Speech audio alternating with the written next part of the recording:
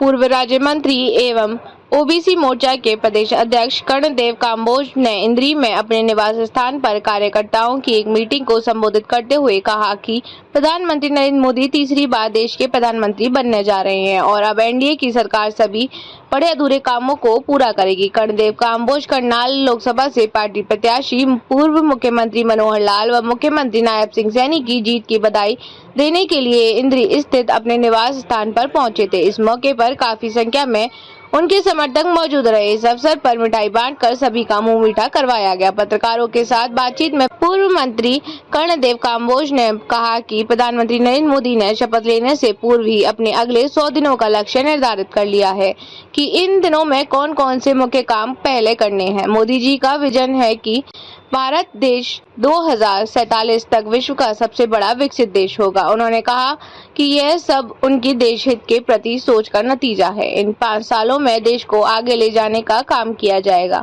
आने वाले समय में भारत की तस्वीर बदली नजर आएगी। कर्णदेव ने कहा कि पहले विश्व बोलता था और भारत सुनता था, लेकिन अब भारत बोलता है और विश्व सुनता है। उन्होंने कहा कि विपक्षी दलों ने झूठ बोलकर वोटें हथियाने का काम किया है और अब देश की जनता उन वायदों को पूरा करने के लिए विपक्षी पार्टियों के दफ्तरों के चक्कर लगा रही हैं। उन्होंने कहा कि विपक्षी दलों ने चुनाव में झूठा प्रचार किया कि बीजेपी जीतने के बाद संविधान को बदल देगी और आरक्षण को खत्म कर देगी, जिसके उत्तर में प्रधानमंत्री ने घोषणा कर विश्वास दिलाया कि संविधान को कोई खत्म नहीं कर सकता है, केवल जरूरत अनुसार उसमें फेरबदल किया जाता है।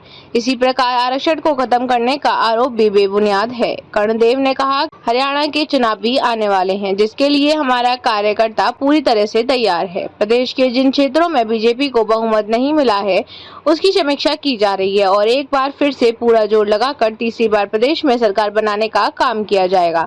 उन्होंने कहा कि बीजेपी एक ऐसी पार्टी है जिसमें छोटे से छोटे कार्यकर्ता को भी पूरा मान सम्मान दिया जाता है। कर्णदेव काम्बोज ने सांसद कंगना रावत को एक महिला द्वारा थप्पड़ मारने के बारे में कहा कि यह गलत है, ऐसा नहीं होना चाहिए, ऐसा काम करने वालों पर कार्रवाई की जानी चाहिए। उन्होंने भरोसा दिलाया कि शीघ्र ही प्रदेश में विकास के सभी कामों को शुरू किया जाएगा।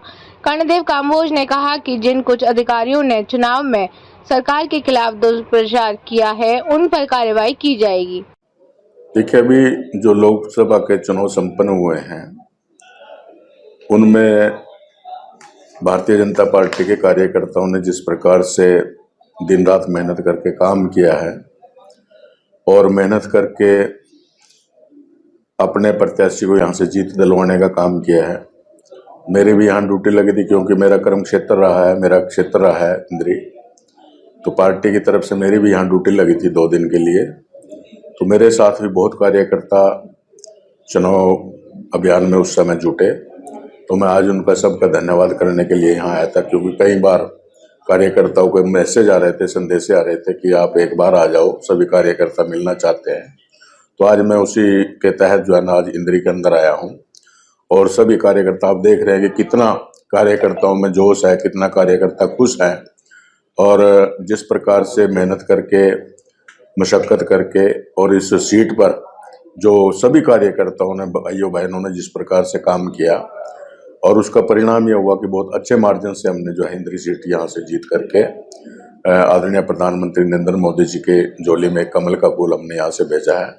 तो मैं सभी कार्यकर्ताओं को आज धन्यवाद करने के लिए आज इंद्री के अंदर आया था और अभी सबको लड्डू भी बांटे गए और बड़ी खुशी की बात है, कल हमारे आदरणीय प्रधानमंत्री नरेंद्र मोदी जी फिर से तीसरी बार जो है शपथ लेने जा रहे हैं और जो उन्होंने अपना एक विजन, जो एक संकल्प लिया था कि आने वाले जो है ना 2047 तक जब हम देश की आज़ादी का शताब्दी वर्ष मनाएंगे, तो उस समय हमारा भारत कैसा होना चाहिए, हमारा भारत जो है ना वो सबसे विकसित राष्ट्र होना चाहिए, पूरी दुनिया में सर्वश्रेष्ठ भारत होना चाहिए। तो इस प्रकार का जो उन्होंने विजन, जो एक संकल्प उन्होंने किया है और इन 10 साल के अंदर जो उन्होंने डेवलपमेंट के काम किए हैं, देश की तस्वीर बदलने का काम किया है, पूरी दुनिया तक जिस प्रकार से भारत को जिस प्रकार से पूरी दुनिया हल्के में लेती थी, आज भारत की बात पूरी दुनिया मानती है। पहले भारत सुनता था, दुनिया बोलती थी, अब भारत बोलता है, दुनिया सुनती है।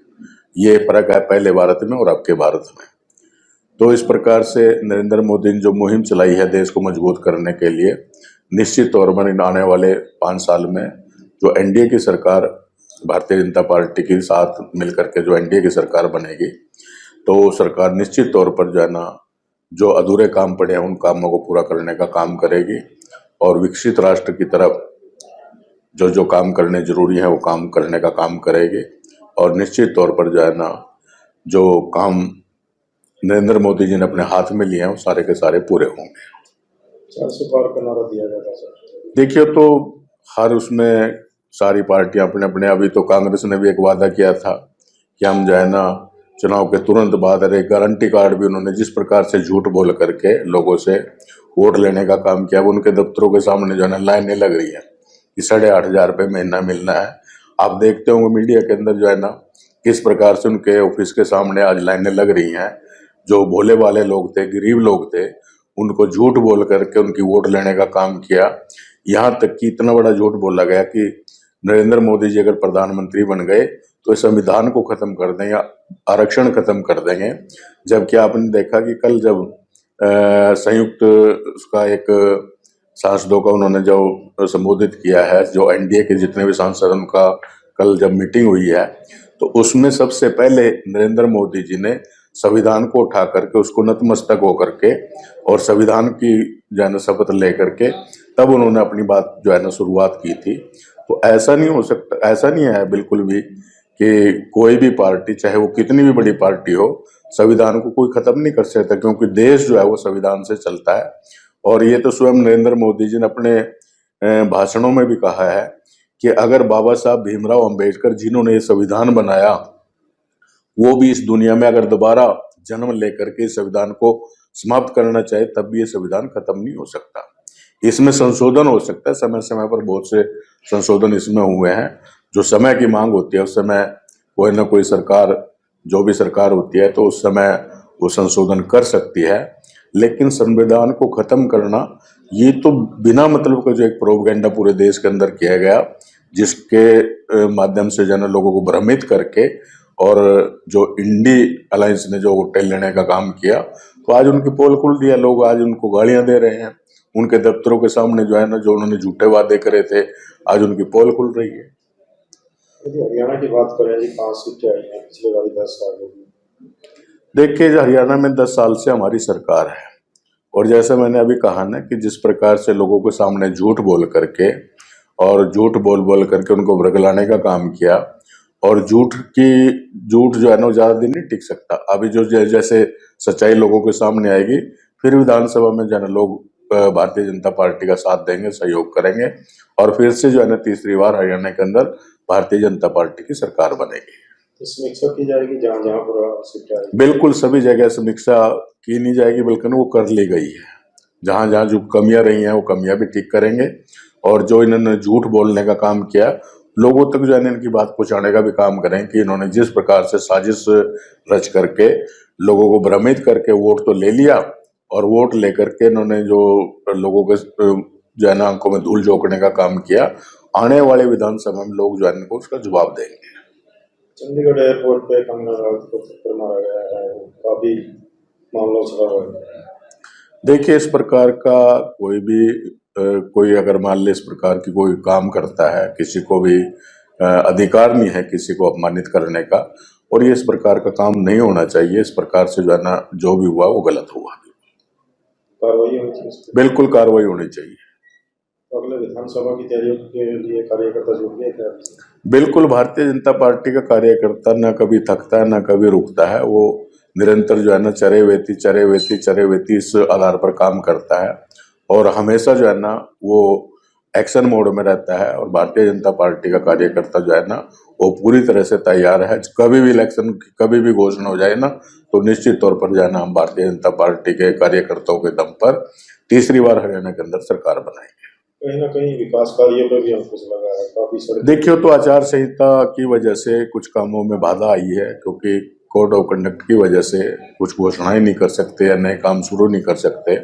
अभी जो है ना आचार संहिता समाप्त हो चुकी है, और अभी हमारे पास 3 महीने का समय है। 3 महीनों के अंदर जो भी डेवलपमेंट के काम है, चाहे वो सड़कों की मरम्मत की बात हो, चाहे और अन्य काम हो, वो सारे के सारे 3 महीने के अंदर हम पूरा करेंगे। पूर्व मुख्यमंत्री जी का बयान आया था कि कुछ अधिकारियों ने भी गड़बड़ की है। करते हैं कुछ अधिकारी जो है ना, जो कुछ किसी पार्टी के साथ उनका कुछ ना कुछ लगाव होता है तो इस प्रकार की हरकत करते हैं, और कुछ लोगों के खिलाफ कल कार्रवाई की भी है सरकार ने। कुछ और लोगों के खिलाफ जो है ना इस प्रकार से जो शिकायतें आ रही हैं, निश्चित तौर पर उनके खिलाफ भी कार्रवाई होगी।